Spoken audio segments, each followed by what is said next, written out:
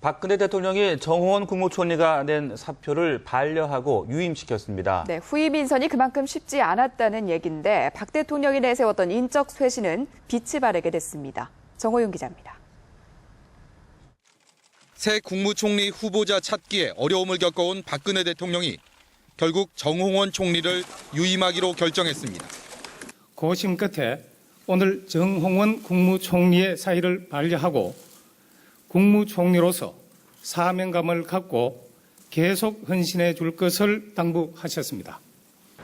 정 총리가 세월호 참사의 책임을 지고 지난 4월 27일 사표를 낸 지 정확히 60일 만으로 사의를 표명한 총리가 유임되기는 헌정사상 처음입니다. 박 대통령은 정 총리 유임을 결정하는데 깊은 고심이 있었음을 드러냈습니다. 세월호 사고 이후 국가 개조와 국민 안전 시스템 마련을 약속했고 국정 과제도 산적해 있지만 잇따른 총리 후보자의 낙마로 국정 공백과 국론 분열이 길어진 것을 유임 결정의 주된 이유로 들었습니다. 더 이상 총리 인선에 발목이 잡혀 있다가는 국정 표류가 장기화할 것을 우려한 것으로 풀이됩니다. 청문회 과정에서 노출된 여러 문제들로 인해 국정 공백과 국론 분열이 매우 큰 상황입니다.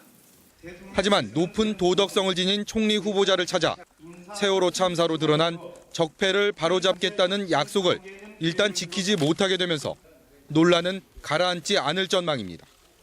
뉴스와이 정호윤입니다.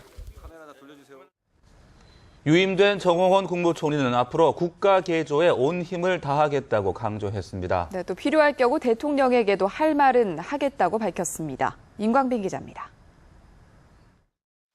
청와대 사의 반려 발표 직후 간부회의를 주재한 정홍원 국무총리는 가장 먼저 국가 개조를 강조했습니다.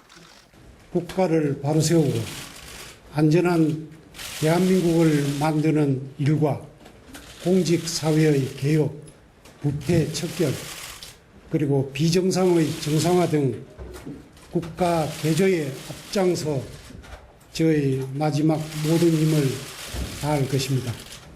필요한 경우 대통령에게 진언을 하면서 국가적 과제를 완수해 나가겠다는 뜻도 밝혔습니다.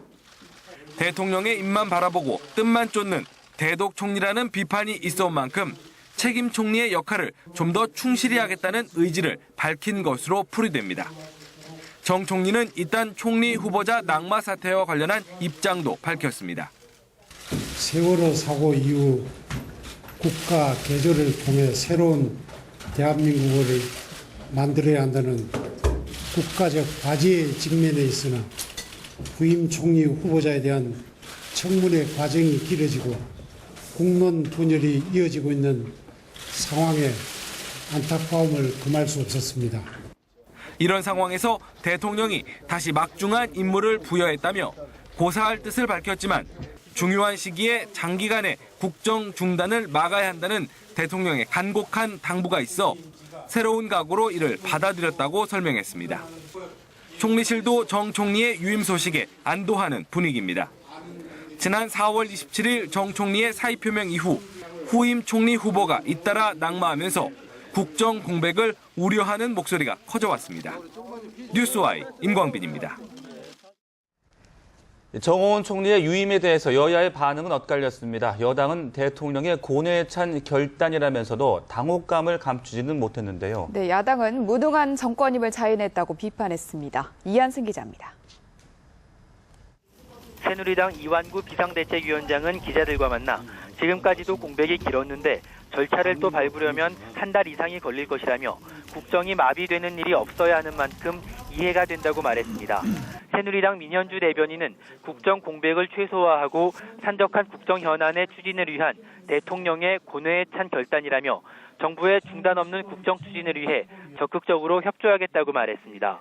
새누리당은 특히 야당의 공세가 정홍원 총리 유임이라는 결과를 가져온 것이라며 이번 기회에 인사청문회 제도를 개선해야 한다고 주장했습니다. 새누리당은 공직 후보자의 도덕성과 업무 능력을 분리해서 청문회를 실시하는 제도 개선 방안을 마련할 계획입니다. 새정치연합은 황당하다는 반응을 보이며 맹공을 퍼부었습니다. 안철수 공동대표는 세월호 참사에 대한 책임을 물어야 할 국무총리를 다시 쓰겠다니 세월호 참사에 대한 책임을 지지 않겠다는 것이냐며 이렇게 가면 안 된다고 말했습니다. 유기용 수석 대변인은 정 총리를 다시 기용하면서 변화를 이끌겠다는 의지가 없다는 것을 보여줬다며 국민의 눈높이에 맞는 총리 후보 하나 가려내지 못하는 무능함을 드러냈다고 말했습니다. 박영선 원내대표는 730 재보선을 앞두고 총리 인사청문회를 하면 국정 운영에 치부가 드러날까 봐 두려워하는 것이라고 말했습니다. 뉴스와이 이한승입니다. 박근혜 대통령은 정호원 국무총리의 유임과 더불어 청와대 인사 시스템의 변화를 선언했습니다. 네, 인사수석실을 새로 만들어서 사전 검증 강화와 인재 발굴을 위한 상설기구로 삼는다는 계획입니다. 김종선 기자입니다. 안대희 문창극 국무총리 후보자의 낙마 과정에서 안팎의 문매를 맞았던 청와대 인사 시스템이 달라집니다. 박근혜 대통령이 내세운 변화의 핵심은 인사수석실의 신설. 인사수석 아래 인사비서관과 인사혁신 비서관을 두어 검증과 인사발굴의 상설기구로 삼겠다는 겁니다. 철저한 사전 검증과 우수한 인사의 발굴과 평가를 상설화하기로 하였습니다. 연이은 인사검증 실패를 보완하고 유능한 인재를 두루 발굴하기 위한 조치로 인사검증과 발굴은 우선 인사수석이 관할하게 됩니다.